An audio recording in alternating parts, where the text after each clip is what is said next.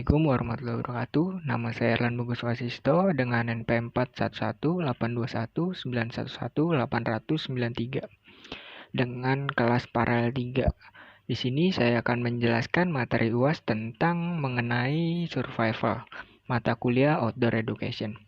Berikutnya simak video ini.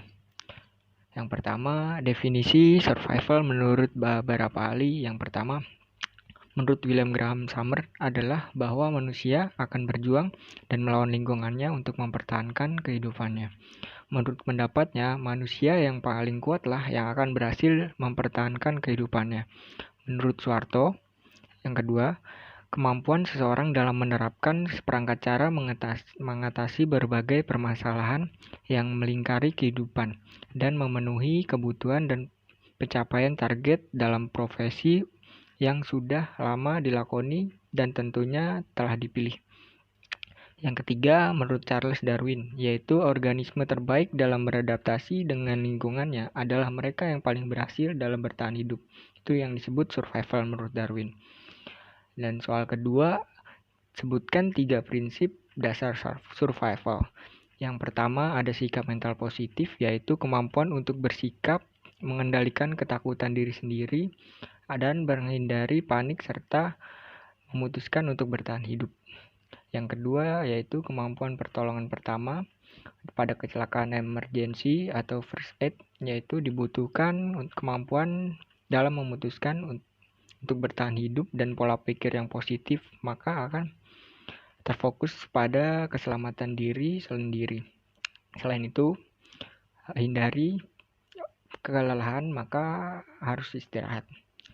Yang ketiga, kuasailah rasa takut dan panik. Meskipun merasa takut adalah normal dan perlu, ia harus dikuasai dan dikontrol. Bila tidak terkuasai, maka rasa takut akan meningkat dan menjadi rasa panik. Selain membuat bertindak terburu-buru, panik juga akan membuang energi, membahayakan diri sendiri, dan bukan tak mungkin bikin putus asa. Dan ada tambahan dari saya, hindari mengenakan pakaian basah. Pakailah pakaian yang sesuai dengan medan yang tertentu. Dan soal yang ketiga, apa yang dimaksud positive mental thinking dalam survival? Ya, itu pengalaman kita selamat dalam kondisi survival tersebut. Maka kita patut bersyukur dan terus meningkatkan keterampilan dan disiplin ilmu yang berkaitan dengan alam bebas. Apa saja keahlian dasar yang harus dimiliki oleh kita untuk menghadapi situasi survival tersebut. Dan soal keempat, ada jelaskan fungsi 10 benda EDC atau everyday carry. Yaitu pertama, ada pisau lipat atau knife folding, digunakan untuk berburu hewan saat kehabisan bahan makanan sewaktu survival atau kegunaan lainnya yang bisa digunakan.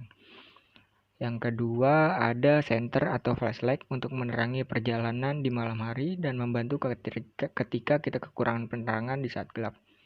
Yang ketiga, ada fluid, penanda jika memang dibutuhkan.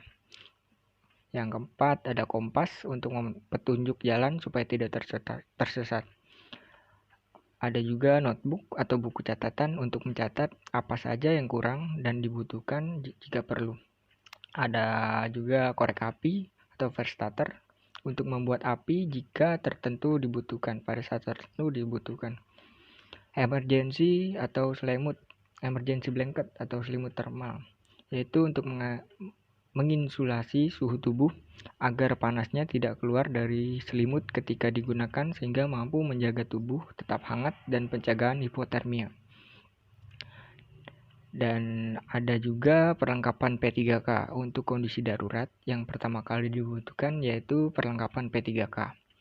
Ada juga tali atau paracord. Yang terakhir ada pena, pensil, atau tactical pen yang dapat digunakan untuk menyerupai kubotan dan digunakan untuk menyerang atau menikam musuh. Dan yang terakhir, soal terakhir, jelaskan perbedaan survival dengan bushcraft. Yang pertama, dalam ilmu survival, kita bisa menggunakan alat apapun, mau alat modern atau primitif sama saja, asal dapat kita gunakan untuk bertahan hidup. Sementara bushcraft sendiri membatasi diri hanya menggunakan alat-alat dan teknik tradisional primitif untuk bertahan hidup di luar. Lebih simpelnya seperti ini.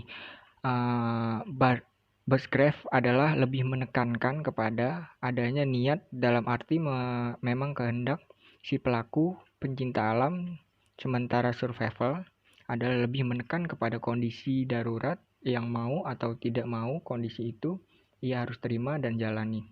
Sekian video saya. Wassalamualaikum warahmatullahi wabarakatuh.